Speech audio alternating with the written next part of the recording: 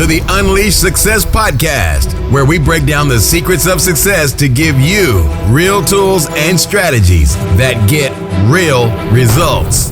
And now, here's your host, Corey Corpodian.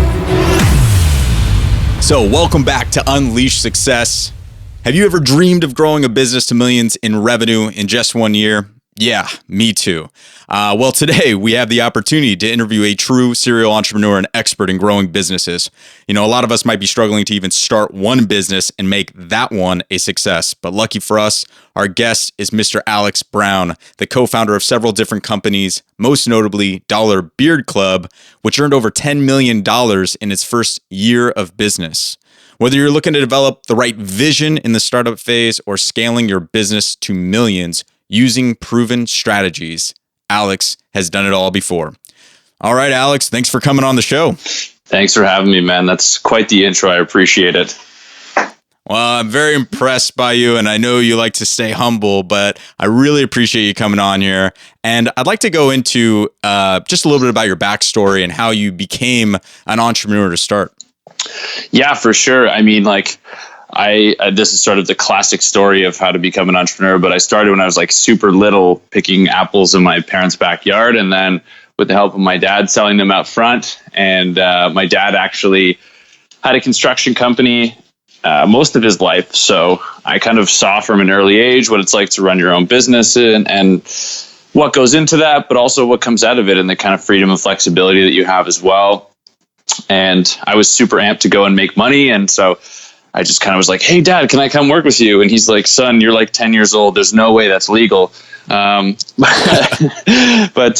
finally, when I was about 12 years old, I was strong enough to come and help. And, I probably got in the way more than I actually helped looking back now. But I was just super motivated to go out and make money and do stuff and build stuff. And that's kind of where it began for me. But then, my parents didn't go to college themselves. They'd done some continuing education. But so I was pretty excited to go to college, and that's what everybody around me was doing. So went to school for business right out of high school. And then I did really well in school. But like most people that graduate from university these days, they figure out they don't have the experience to get a job, and they can't get a job without the experience. So I went right back into doing construction and running my own business. And I'd been subcontracting for my dad for a while, and I started doing stuff with a friend and was making really good money, crushing it. But I was just super unhappy. It just wasn't something I could gain a lot of leverage in, and I wasn't committed to it. So I actually started to write a lot about, discover how people could go and get the skills they need through volunteering and go into something that they were a little more passionate about instead of just trying to be, whatever kind of job they could fit into. And that allowed me to network with some amazing startups. I actually got to speak government roundtables on behalf of young entrepreneurs. And that just kind of dovetailed into a number of different things. I worked in the startup space for a bit, helping actually a generic pharmaceutical business development firm. So we were helping companies get into new markets and stuff. So I learned more than I ever thought I would learn about pharmaceuticals, but it was a super cool experience because I got to talk to high level corporate executives and stuff like that, and figured out that everyone's just a person and at the end of the day, so don't put anyone on a pedestal. And that led me to eventually meeting Chris, my business partner in all these different ventures. And it was winter in Canada, and this was 4 years ago. I'm from Toronto, and it was very cold. And I met Chris, and he was in California at the time. And he said, "What do you think about moving to California to help me out with these businesses? You and I work really well together. We mesh really well together." And I thought, hey, it's really nice in California. Maybe I should go check that out. So we moved to Huntington Beach, which is just north of where you are there. I think you're in Newport, right? That's right. Yeah. And so Chris had started a wearables company, and I'm going way too long on my personal story, but this is where it gets interesting, I promise. Awesome. But started a wearables company called Vibe, and just needed a lot of help on a lot of things, operations, systems. And so I just dug in and started helping out as much as I could. And Vibe, unfortunately, was bad timing on the market. We couldn't develop the product fast enough. We managed to fulfill all the Indiegogo orders, but we just kind of eventually had to let it go. We also launched a golf product that did really well. We landed it in Dick's and all these other different stores, but we realized that we had a knack for launching things, and other people started to ask us like, hey, how did you do this video and how did you do that? at the time, we just had a collection of people that we worked with to do all this stuff. So we started an agency and we started to pay the bills helping other people launch their products, launch their businesses, do crowdfunding campaigns, and got our teeth wet. I guess you cut our teeth on that is what my dad used to say, which is a very bizarre expression. Is that a Canadian thing? I'm not familiar with that one. Cutting your teeth. I don't know what that means actually, but I've said it quite frequently. But so yeah, we were just kind of in service to others and figuring out what the next move was. We'd attracted more and more guys at that time, and we're working out of kind of a startup house. And there were lots of times where weeks at a time where Chris and I would sleep in the garage so that we could Airbnb our rooms to kind of pay for rent and groceries and stuff. So it was desperate times, but we were pretty committed to the vision. And then we launched. Super committed. Yeah. Then we launched our own product, Coolbox, which was the biggest success that we had. It was like a $500,000 crowdfunding campaign. Eventually landed Chris with an appearance on Shark Tank, which was incredibly awesome for our company. We were able to pass that off to Kevin Harrington, and he's a former Shark, and his team's now like taking that product to market and working with it. But we were able to fulfill all of our Indiegogo orders, which took longer than expected, unfortunately, and it's kind of taxing, but did the right thing, got everybody taken care of. And about that time as well, started the Beard Club. And this is just where things kind of really went mental, and we had to stop everything else that we were doing. At the time, we were just throwing stuff at the wall and seeing what would stick. And the Beard Club stuck in a major way. And we thought it was going to be cool. So we had products made up, went to a contract manufacturer, took a look at what was out there. We saw, like, we were growing beards ourselves, just this organic thing of like, be who you are, be true to yourself, and grow your beard and just show your real colors. Really a growing, people thought it was going to be a fad as far as like the beard trend. Right. And same though, it just kind of caught around in our culture maybe 5-6 years ago. And I was the same way. I started growing my beard around that time as well. Yeah, it's just really picky. And it's funny, if you go back far enough, shaving's actually a trend. So that's always kind of my rebuttal. And people are beards a trend? Like, have you ever seen photos of people in the Civil War? Like, come on. Seriously. It's like everything goes in trends and waves, and all of a sudden it's beards are cool. Now, clean cuts cool, and then beards are back. Yeah, but that's really how this business started. We were like growing our beard, being like, we're going to, grow businesses on our own terms. It's kind of silly looking back, but it was just this persona that we were playing into of, we wanted to do things on our own terms, and we didn't think we needed to fit into any particular mold. So grow your beard. And we looked at what was out there, started using the beard products. We're like, these are great, but it costs $20 for beard oil. And we had big beards, so it was just kind of going too fast. We saw what other companies were doing in the subscription space. Dollar Shave Club had just blown it out of the water with their videos, and we were doing similar funny videos for other companies. So like, hey, let's, launch Dollar Beard Club and see how far we can take this. And people immediately got it. We'd built a pretty small launch list, but fortunately it was just people that immediately got it and were purchasers and had high intent. We also had a couple of advisors, Brandon Hampton and Dan Fleischman, who had built a lot of really influential people's Instagram accounts. So they were able to get us some pretty special pricing on that, and they own their own accounts. So we had this kind of viral snowball take place. And then after that, we got picked up on Product Hunt, started going wild on Reddit, and just went absolutely viral. And just the business completely took off. And I would love to say that that's where things got easy for us, but it's the old adage, mo money, mo problems. And we quickly ran into all sorts of growing pains because we weren't structured for that kind of growth. We outgrew our fulfillment center. We outgrew our website almost immediately. We tried to build different things onto the website, but it wasn't a very stable platform. So it wasn't scalable, and everything shut down multiple times. We didn't really know proper e-commerce tactics in terms of like upselling people and doing proper email marketing, whether it's cart bales or indoctrination, bringing people onto your list. We didn't really understand our retention metrics, and it was kind of like, Chris always used this great metaphor, which I think is so awesome. You're renovating a house while there was a party going on, and you have people like tracking paint through the living room, and you're just like losing your freaking mind, not knowing what's going on. But that's a great metaphor. Oh man, it's definitely great. I think like no matter what size your business is, everyone's been to that spot.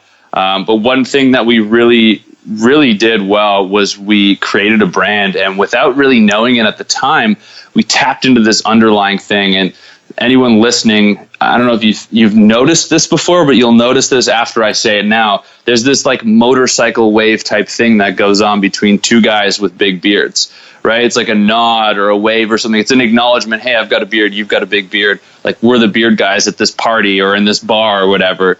And dude, totally. I was walking out of the gym one time and some guy literally was swimming in the pool. Like, I don't know if he just like looked up at the side, but he stopped swimming and he yells, "Hey bro, nice beard." And I'm like, where's this coming from? He had a great beard too. I'm not going to deny that. I just was like, it's totally a thing that happens when you see another guy with a beard. You're just like, "Oh, nice beard, man." And I've had it. Like, that was the craziest story I've ever had happen to me, but you guys definitely tapped into it. Yeah, for sure. And it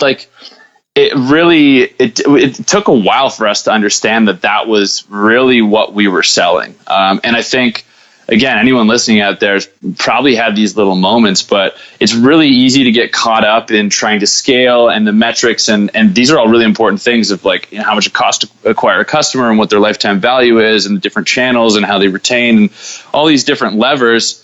But at the end of the day, it's like anybody could have done what we did. Anybody and lots of companies, and we're friends with a lot of competitors, sell great beard oil at great prices. And really the reason people keep coming back to us is like this culture that we've created and that underlying current that we were able to tap into so cleverly. I think is just like the biggest lesson we learned in the importance of building a brand, building a community. And now we're going even deeper into providing value for people and really standing at like a member experience beyond just the product you sell. It's, you know, that thing that gets people to stick around and your ability to retain their attention, trust, and loyalty for, 2 or 3 years and being able to communicate with them frequently in that time period and provide value for them opens up so many opportunities to sell them your own products or additional products that are great fit for them as well, or experiences or content, instead of just focusing on, again, which is really important, but not solely focusing on selling them 3 boxes instead of 2 or 6 instead of 5, So totally. That's kind of the biggest lesson we learned out of all that. I love that blitz through your entire entrepreneur life, man. That was awesome. I'll let you do some talking right now because I feel like it's just all about me, and I just want to know so much more about you. Oh man, this episode's about you and only you. So I just want to throw out there too. There's so many things I want to hit on, but it was interesting because when you were a kid, you were exposed to the entrepreneur life growing up, but you decided to go to college. And there's a lot of people out there that maybe are deciding between going to college and starting a business, or are in college and thinking this is a waste of time. Do you think going to college was helpful in creating businesses later on or meeting new people? So this is a great question. And I was literally asked this question last night while speaking at a university here in Canada. And I was like, ooh, because I never really know how to answer that. I personally feel like, taking a course online from an entrepreneur like myself who teaches like how to build a business might be an easier way, like a way cheaper and quicker way for you to actually build an e-commerce business. That said, like I wouldn't be where I am if it wasn't for university in some way, shape, or form.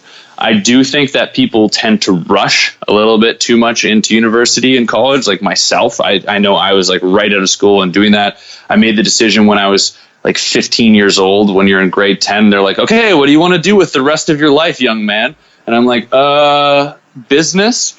And so like, I think that part might need to change a little bit, and we might need to give young people more space to really decide what they want to do and feel into what's right for them.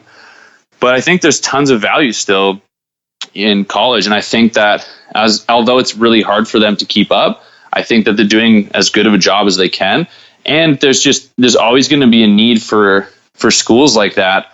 Maybe not necessarily in entrepreneurship, but there's always going to be jobs of that nature. I think the world is shifting to be more entrepreneurial. And if you're the kind of person who can take an online course and go and start to meet people and go and do that, then no, of course you don't need college. But most young people don't necessarily have those social skills like that. So going and getting a degree or even getting 1 or 2 years will teach you whether you want that or not. I think it just comes down to the intent. And if people aren't going super far into debt because they want to get a piece of paper that's going to set themselves apart from all of the other hundreds of thousands of people that are getting that exact same paper, it's a little bit delusional. But if the intent is there and it's to learn, it's to develop, then absolutely, I think there's still a place for school.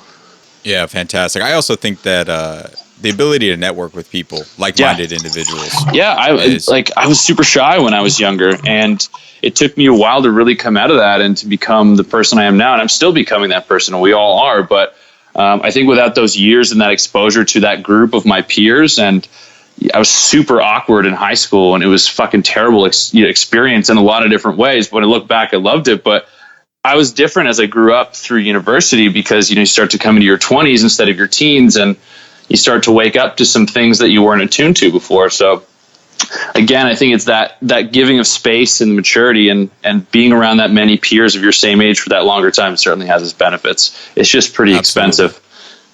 It sure is, man. I'm still paying those student loans off. So, going into the entrepreneur world though, and surrounding yourselves with other successful entrepreneurs, I think is also beneficial. And, you've built several businesses. You're constantly speaking at different events too.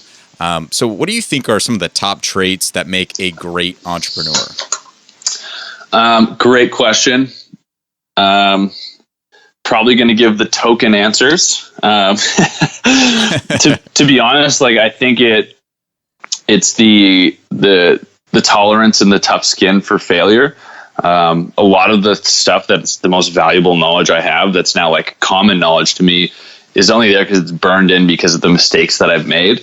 And someone asked me about this last night at the talk too. It's how do you develop that? And I didn't really know that I had that.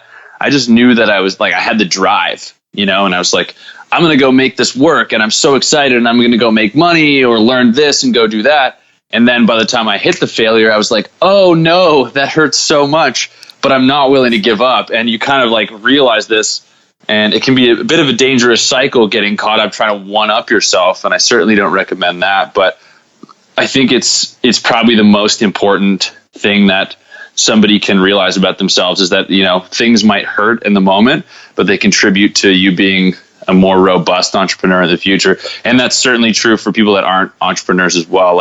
The most painful experiences that I've had in my life, emotionally or physically or spiritually, have created the biggest growth and expansion periods of my life as well. But they also, if not dealt with properly, your business will fail, or you can fail personally. And, if something tragic happens, you can turn to drugs and alcohol, or you can be oh man, this hurts so much. I need to be with the people I love more. And you start to see the world differently and become grateful. So it can go either way. And I guess maybe that's comes down to another quality, which is just trying to have a positive attitude and coming from a place of gratitude, understanding patience and knowing that, it's okay to fail and to be grateful for those failures. Actually, I think I just described 4 qualities in one, but hopefully that in some way answers the question. There's something about failure too that I talk about a lot when I'm, giving speeches, and it's always about being grateful for that failure. Can you explain how you're grateful for that failure? I don't really know how I am. Sometimes, to be honest, I'm definitely not pretending I have it all figured out. In the moment, I get frustrated at things, sometimes very, very small things. But I've lately especially been trying to build daily gratitude into waking up, not checking my phone, journaling, and writing out my, expectations, not really expectations for the day, but my intention for the day is a better word, and what I'm grateful for. So it's really not necessarily about failure or business. It's just trying to be grateful for everything. And it is difficult in those moments when you screw something up and you lose money or you lose your time. But I think it just kind of comes back to yourself and to trying to put into perspective what things really mean. And at the end of the day, we're just these little primates on this little rock, which is a speckle in hundreds of billions of stars and galaxies. And, you're worried about spending an extra $5 on the wrong type of supplier or whatever, like it's just, I guess, stepping back and putting things into perspective and asking like, hey, does this really matter? If are there worse things that could happen right now? Of course there are. Like, this is fine. It's okay. It's part of the journey. Be grateful. Excellent. So another thing too is you are super motivated, and you say sometimes when you fail, and it's funny actually, there's a quote I use by Mike Tyson, it says, everybody's got a plan until they get punched in the face. And you're sitting there and you're like, I don't even know what to do. The biggest thing about starting businesses that's always shocked me is that how much stuff I don't know is going to happen the minute you start. And it's just like fires everywhere. So 2 questions. 1, how do you stay so motivated and excited about building a business? And then 2, when you do get punched in the face, what do you do? Really great questions. I wish I'd prepared for this a little more, and we could have talked beforehand so I could have like the best answer possible, but I'll just go with my gut. It's usually the best. So what was the first question? How to prepare for? Well, how do you get motivated and stay inspired for, starting these businesses, because it's a lot of work and you do stuff that's not always exciting. How do you stay excited and inspired? It's a really good question. And I'm going through this like really big personal realization. When I started a lot of these companies, when I moved to California, it was out of this place of wanting to make money, and so that the motivation for me to make money, and you're supposed to start with why, like Simon Sinek says, and all this stuff. And my why was strong. I wanted to retire my parents. I wanted to provide this epic life for them and my sister. And I wanted to be seen as this like awesome entrepreneur and this guy who'd been with celebrities and made a bunch of money. And it's really kind of like changed for me. And I've realized what is important. Unfortunately, like my father ended up passing away just this fall, and it was a very transformational experience for me in so many different ways. Yeah, for sure. And anyone listening, I'm sure they've gone through some form of loss that just kind of makes you put those small things in perspective. And really, even over the last couple of weeks, really, I've realized to be motivated over money is kind of like a little bit of a misguided thing. Like at the end of the day, I don't need to provide for everyone. I don't need to do all these things. I don't need to look a certain way or to act a certain way in order for people to like me or to love me.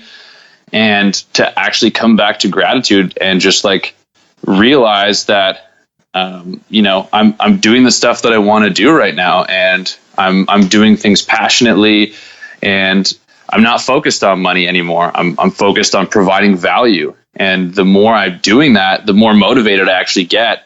And the more things start coming to me and opportunities and money start coming to me, because I'm living in this place of, I'm not looking for this impossible dream that's going to happen in the future that's never going to exist. Like when you're like, I'm going to get in the best shape of my life.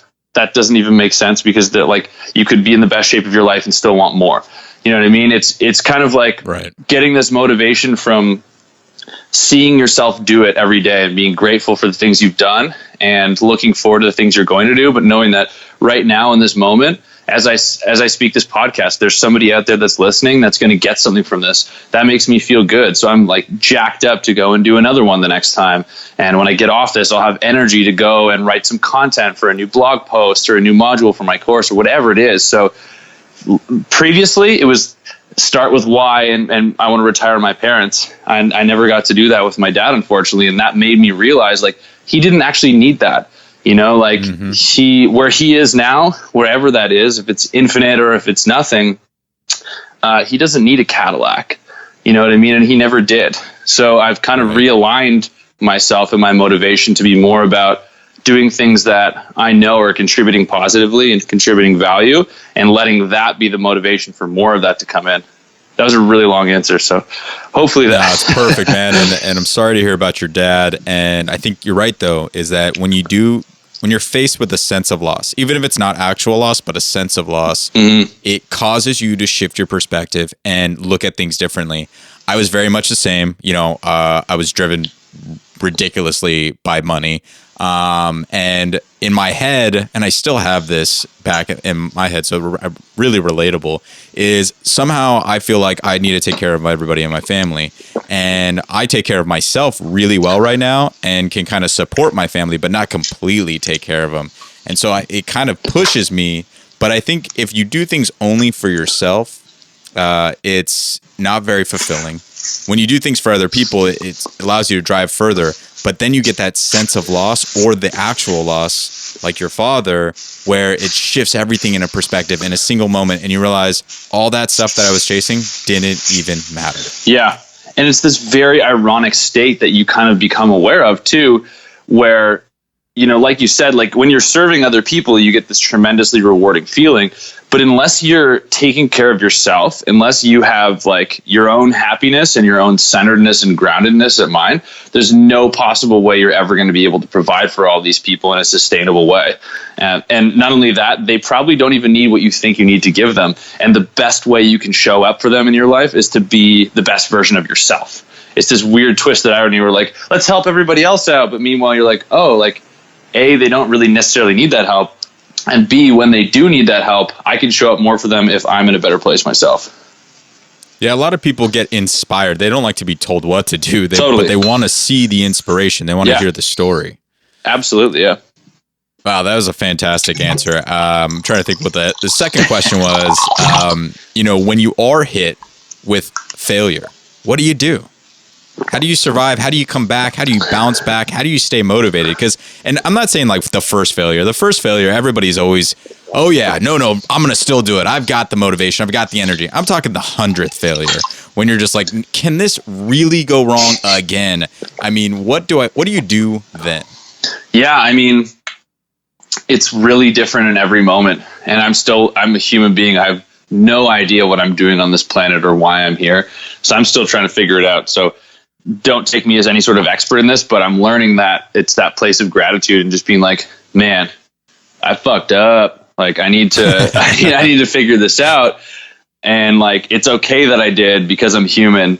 And I'm sure many other people have made this mistake before, and just admitting that it happened and taking ownership for it and just trying to look for what you can integrate into your own life or your own business as a learning experience. And like, I think a lot of people forget the tremendous amount of capital that they build up within themselves and how qualified and how amazing and how smart they become by doing these things, myself included, you know. And it's really by looking back and helping somebody else out with something that has had a similar problem or facing a similar issue. You're like, holy crap, I've lived this and I know this and I can help them avoid that mistake. And it's a super rewarding thing. So, I mean, that's why I'm big on helping other people and encourage other entrepreneurs to do so too, because you get those moments of like, hey, you know, you forget your own value and you forget that you are valuable sometimes, and bringing life to those mistakes and adding value to those mistakes and reminding yourself that they contribute to the capital that is you, I think is a really great way to deal with it. Yeah, no, I love that. And just learning from failures. I mean, it's the hardest lesson I've learned is when you fail, not to just get upset or get down on yourself, but to actually learn from that. And I don't do it very well all the time either. I mean, I make mistakes all the time, but the biggest thing I try to do is not put myself down too much, but say, all right, I'm going to do it better next time. Yep. I still kind of put myself down because I'm like, I'm a little hard on myself, but it's just about doing it. You got to eventually start doing it at some point in time, because if not, you know, nothing will ever change. You'll just be stuck in your head. Yeah. So I'd love to shift over to building companies. For a lot of people out there that are thinking about starting a business or are in the middle of starting and growing their business, there's a lot of different stages to becoming a successful company. So I was wondering if you can walk us through just the different stages of growing a business from the startup to actual scaling it, and what we should focus on in each of those stages to really maximize our growth potential. Yeah, I mean, that's like a hugely loaded question in a million different directions because it depends on so many different things. I think like... You have 60 seconds. Go. All right, I'm hanging up now. Oh, man, I'm just kidding with you. So, go ahead. I think like to start out in like, I guess the ideation phase is trying to think of something that adds value that's different out there. And, you know, what actually is the value proposition? What are you actually selling? And how can you be different than anything that's out there? And because of what we did, I hear a lot of people going like, hey, dude, I want to do the dollar blank club. Like, what do you think? And I'm like, well, like, what is this? And they're like, oh, we're delivering like toilet paper, for example, or something like that. You know, we deliver it to your door every month for $1. I'm like, that's not really like, that's not enough, you know, and there's not really enough value there. People will go and buy their own toilet paper because they don't need it delivered, or, you know, that I shouldn't be using toilet paper because I'm sure there's actually delivery services for it that are doing quite well. And I'm just making myself seem like an idiot. I'm just using an example, is trying to figure out what the value of that product or service really is. And on top of that, what like the value add is from, I guess, like from an additional perspective of what kind of content you can create around that. What beyond the product can you deliver that's going to make it completely unique, that people are going to go to you and buy it from you? And this is something that companies that are just starting out, companies our size, and the biggest companies in the world. I spoke at an event that had CMOs from, it's like a CMO summit. So I was talking to an audience of people that were directors of marketing from like Nike and Johnson & Johnson and Disney and like all these massive corporations. And they're having that same sort of identity crisis, which is like, you know, how do we stay relevant? How do we create an identity that's worth following and that people resonate with? So it's that, like, I guess that's probably where I would start. And then from there, I was going to say real quick is that this is so interesting. I just finished reading the book, The Four, which is about Facebook, Google, Amazon, and Apple, and how they're the race to $1 trillion, basically. And it was talking about how brands like Nike are struggling because Amazon has kind of taken over and taken away this brand appeal almost.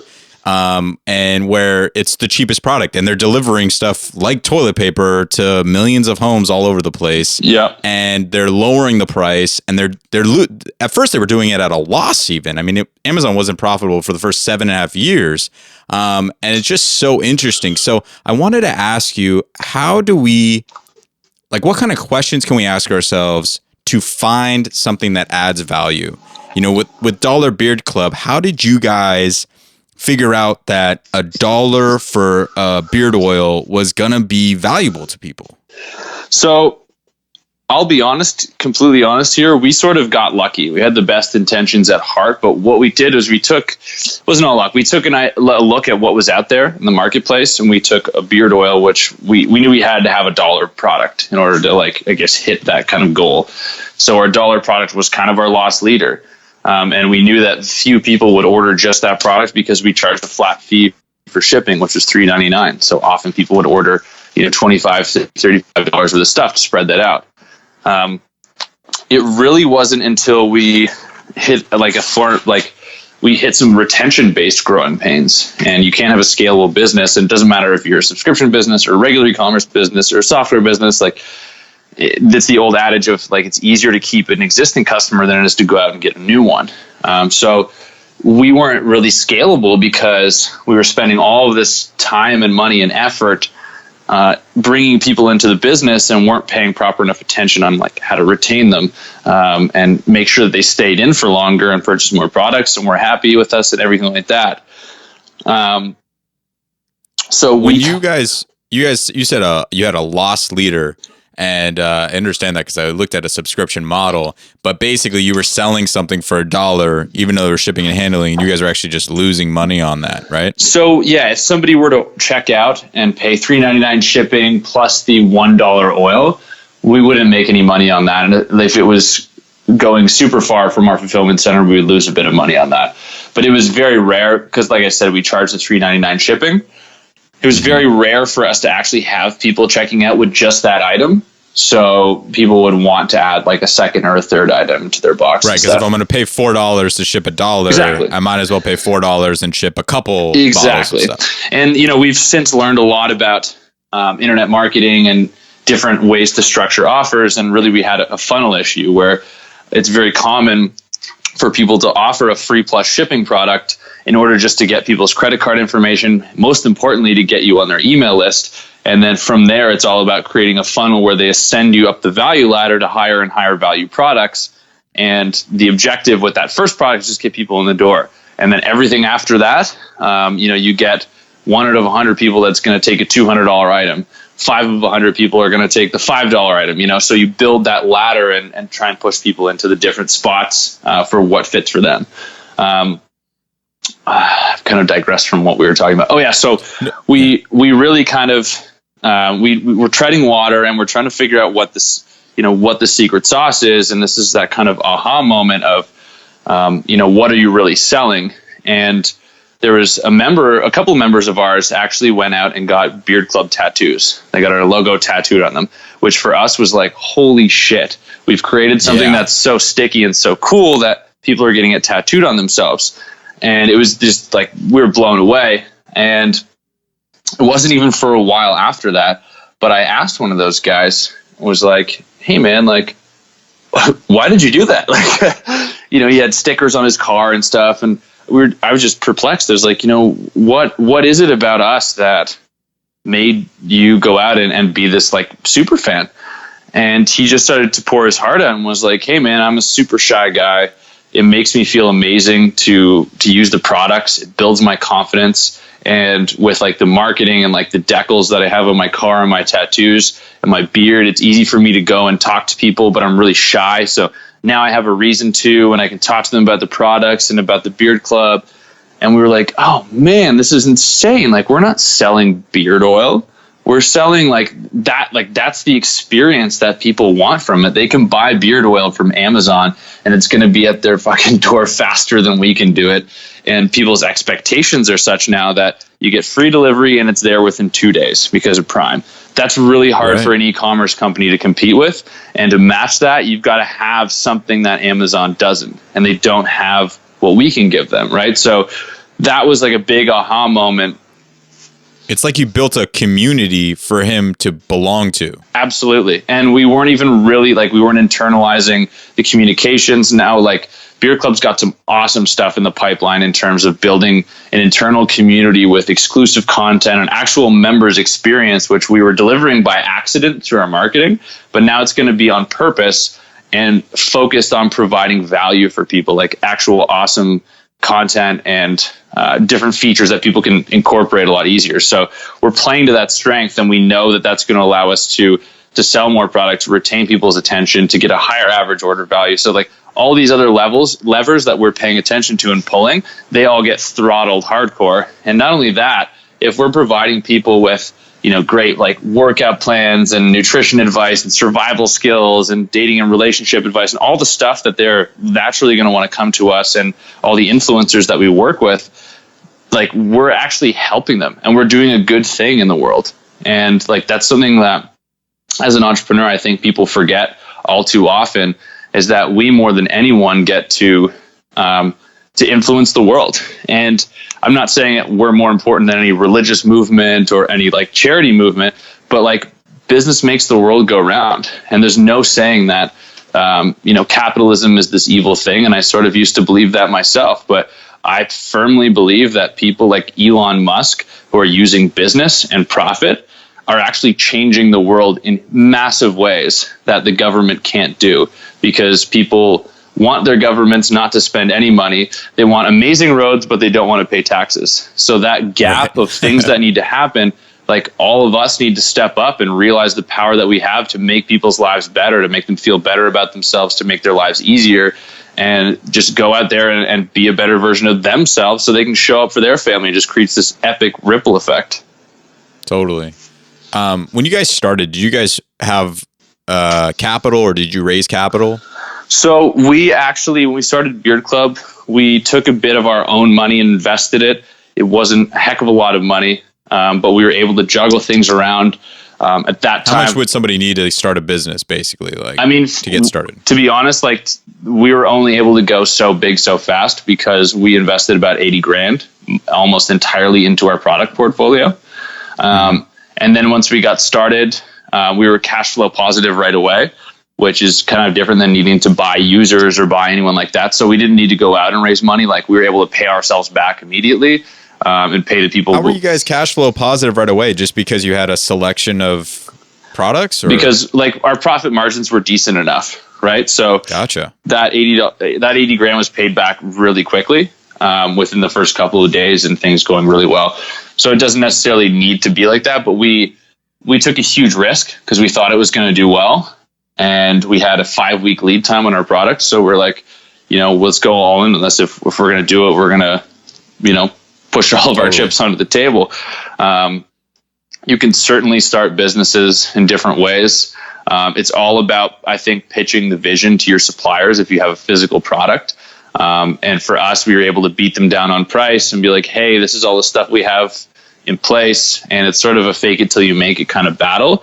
But if you can sell your vision on how your company is going to operate, you can negotiate payment terms with your customers when you don't have a track record. Like, there's all sorts of amazing stuff you can do if you just really get resourceful with it. But we've never taken on any major funding. We took on 2 small rounds of a couple $100,000 each so that we could catch up on the inventory. And from then we've been funded with our own cash flow, which is it kind of forces us to find this really organically scalable business, because you have companies, multiple companies in the subscription box space or just e-commerce or software, and they have this tremendous growth curve, but they raise $50 million and they buy a bunch of customers, right? So that's something that we still have on the table for a later date, but we want to figure out how to put $1 in the machine and $10 comes out. And I love you know what I mean? And I want to know, what did you guys do to grow? What was the secret to growing fast? Great content. And acquiring so many customers. Great content. That was the only reason we were able to do what we did. We made great videos. We recruited just an absolutely amazing videographer who did all of our creative work. We had a great graphic design person, and we, again, they were already on board from our previous ventures, but Chris is just this fantastic salesperson. He sold me on coming to California, and he was just able to communicate a vision so clearly. And it's one of the most important skills an entrepreneur can have. I guess we'll go back to the first question, but is really the ability to communicate that vision and be like, hey, we're going to do this, and this is where I'm going, and come with me, or maybe somebody who wants to come with me. And so because of that, we were able to recruit creative talent. It's something that I would highly recommend to everyone. And it doesn't need to be going and signing a bunch of equity away. It doesn't need to be going and necessarily spending $30,000 on a video shoot. I'm actually, after this, I'm going out for coffee with a local guy who's just in film school, and I need some help with one of my courses. And I got linked up with him, and he's like, hey man, I'm trying to build my portfolio. And I was like, cool, man. I don't have a lot of cash flow from this project yet, but it's going to turn into more work. And if it, if you do a great job on this, absolutely, I'd be silly not to hire you. And it goes back to what I was first saying of finding those people that kind of get it, that they need to build their skills a little bit, and also get it that you can't pay them a lot yet because of the stage of your business. And you need to basically prove it to one another. And it's kind of a really cool vision exercise too. So for anybody out there who isn't making videos, I guarantee you can find a student out there who isn't focused on producing the next Steven Spielberg movie. They're interested in changing the way marketing is done, and really into branding and different stuff like that. So there's lots of people out there to get that great content. Yeah, awesome. So creating great content, using videos. But once you've got that great content, you've got that great video, it's on YouTube. How do you market it? We've predominantly grown through Facebook video marketing. That's been our really secret sauce.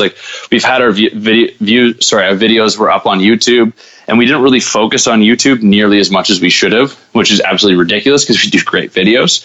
But for the longest time, we didn't have any how-to videos on YouTube, and we weren't sending people the proper indoctrination sequences when they first came on. So they would write our customer service, or they would go to YouTube and say how do I put in beard oil, or how do I put in beard balm? And they would find a competitor's video teaching them how to do so. So really we figured out the hard way that YouTube's really important to build that backlog of content, because it's second biggest search engine in the world, as far as I know.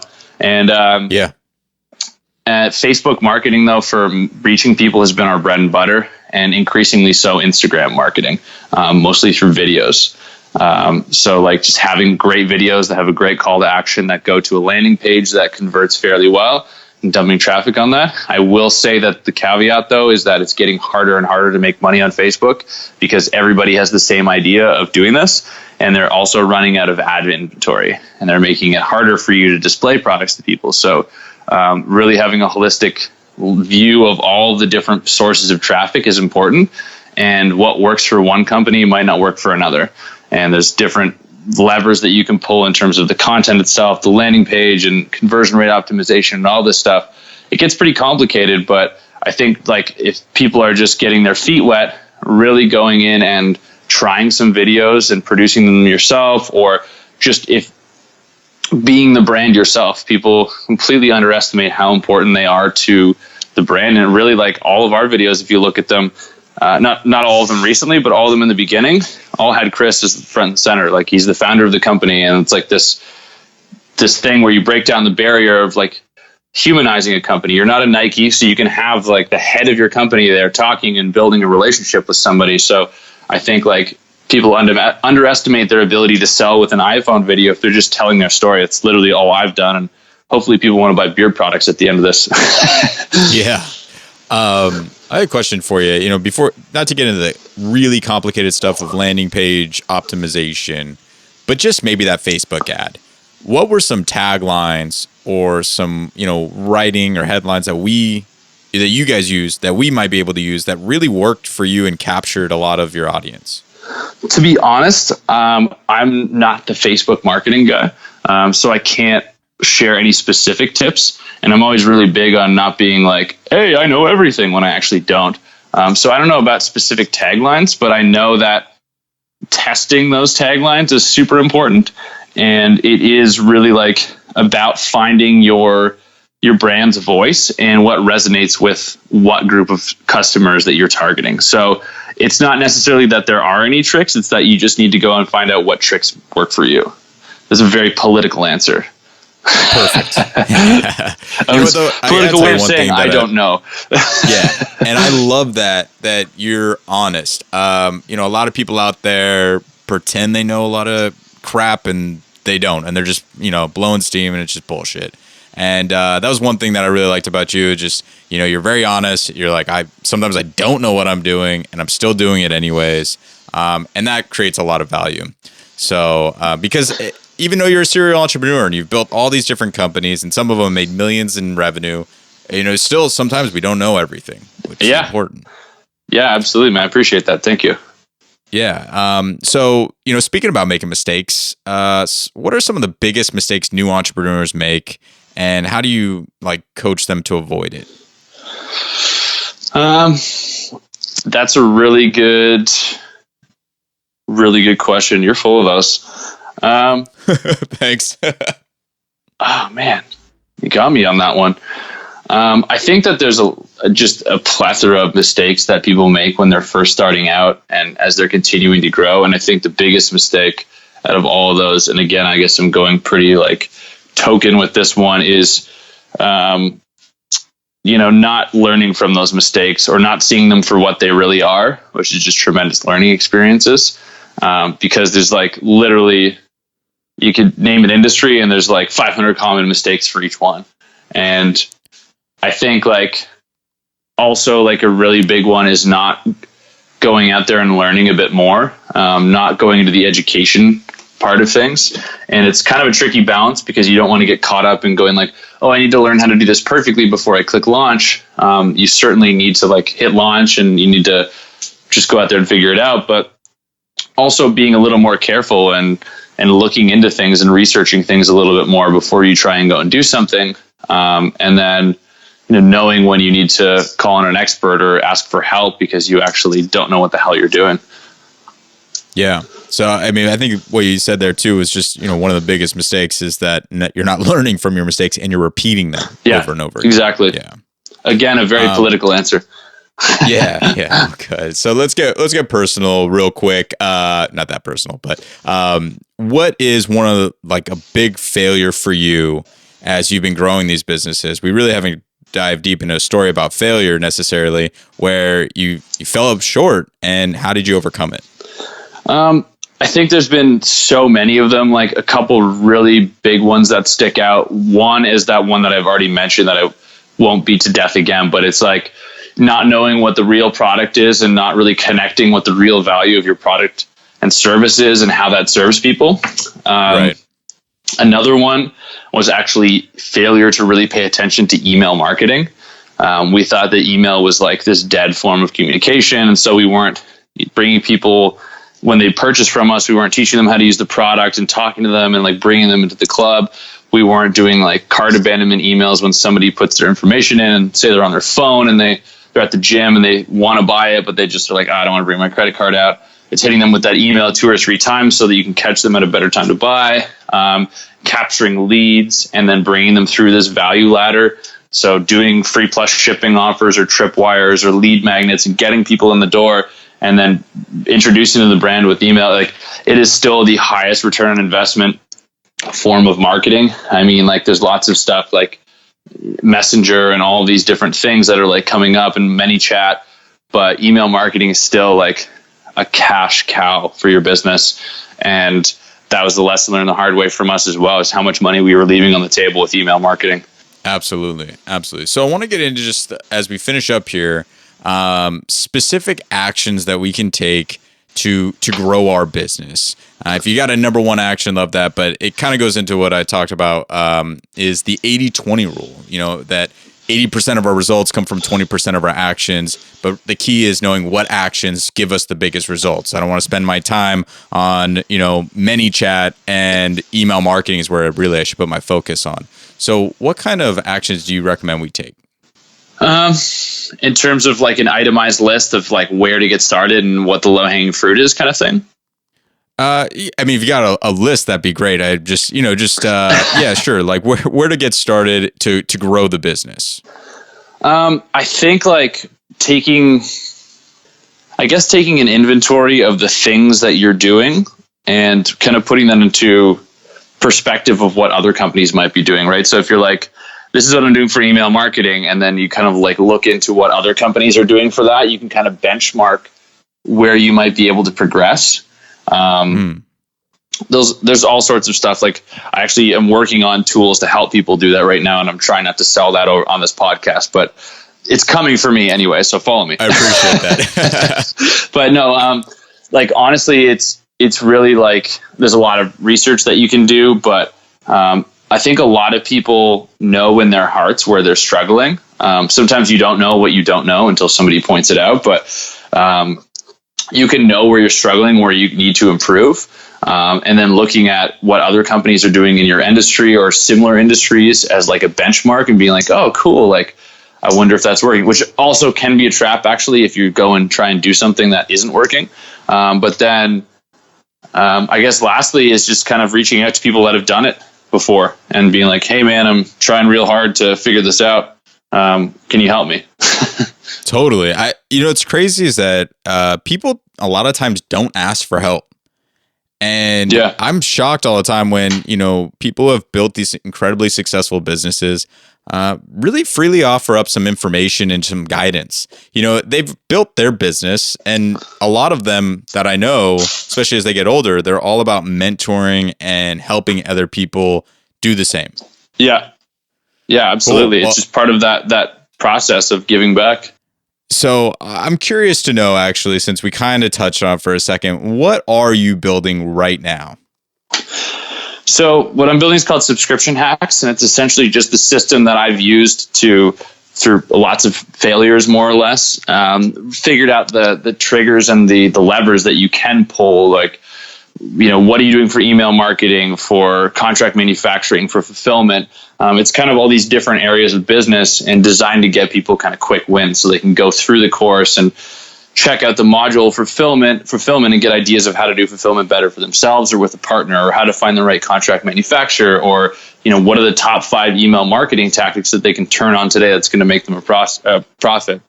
And it's really kind of organically stemmed from doing all the stuff that I've been doing, and then, kind of coming to a place where I wasn't totally happy working with Beard Club anymore. I wasn't giving as much. I wasn't getting as much. And I've always wanted to help out entrepreneurs. I think it's the most rewarding thing in the world. So I just started writing out like an ebook, more or less, of, hey, here are like the 10 things you need to do to grow a bigger business.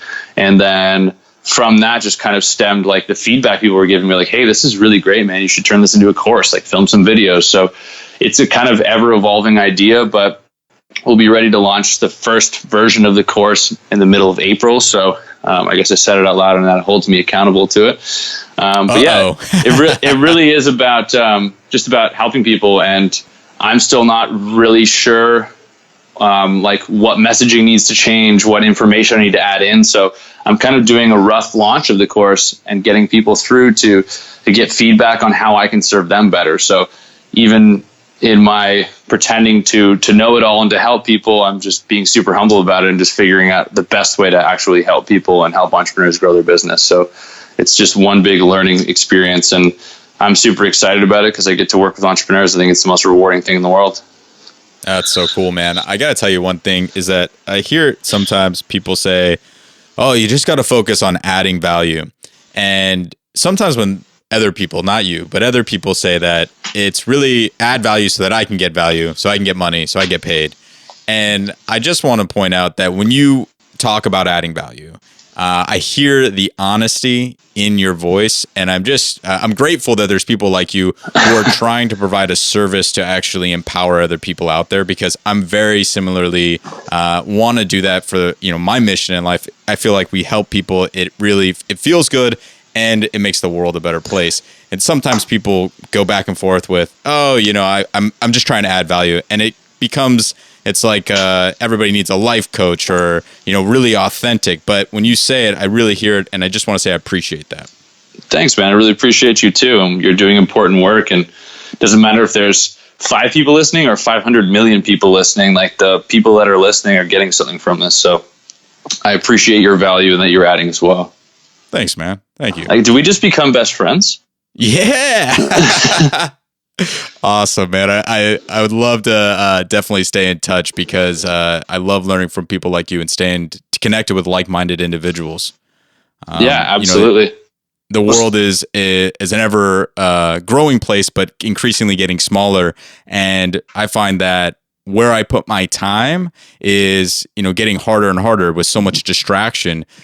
So I really focus on trying to surround myself with people that are kind of on a similar path, because if not, then, all the goals and dreams that I have kind of fall away in front of distractions, and I lose my way a little bit. And it happens throughout life, but the more I'm around people like you, the more I stay focused and get what I want to do done. Absolutely, man. It's just like holding up the mirror for one another, where you're like, hey, this, I see in you something that I see in myself. It keeps me encouraged, and really, like, I find like the older I get, the more people around me are just reflections of who I am and what I need to do or what I don't want to do. Or yeah, it's just really cool to meet other people doing cool things, and then encourage everyone out there to go and just keep talking to other entrepreneurs. And that's the easiest way to handle failure, is to just tell someone about it. Hell yeah, man. That's awesome. I love that. Pulling up a mirror to each other. It's great. So Alex, where can we find you online? You can find me thealexbrown.com. It's my website, and that has all my social handles and whatnot. And subscriptionhacks.com is a new course. Awesome. I definitely want to check that out. And for anybody listening, I think after listening to this entire interview, I want to find out what those little levers are that we can tug at and maximize our success. So final question is, for you, after all the success you've achieved, what is your next level of success? I really want to, going along the lines of focusing less on the money, like want to publish a book and just, speak to people, talk to people, start a podcast. I still don't know what that is for me personally, but I just know I want to devote my life to helping people, and whatever value comes back to me in the process, I think will be based on how much value I give to people, and playing more music. I've kind of lost track of that over the last couple of years of working hard. So I want to get back into music more. What kind of music do you play? All sorts of music. Play guitar and drums and try to sing. Awesome, man. That is really cool. All right, Alex, thanks so much for coming on the Unleashed Success Show. Awesome. Thanks, man. We'll talk soon. If you guys enjoyed the show and learned something of value, the one ask that we have is please go subscribe. If you'd like to leave us a 5-star rating and review, that definitely helps us get our message out there. Because each week I'm going to interview amazing people, and I want to be able to give you more and more tools and strategies that get you real results.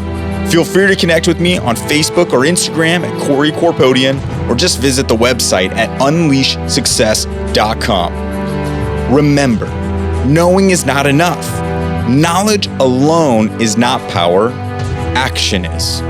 Because action is the only way to get the results you want in life and truly live the life of your dreams. So go take some action. Subscribe to the podcast and get ready to unleash success in you.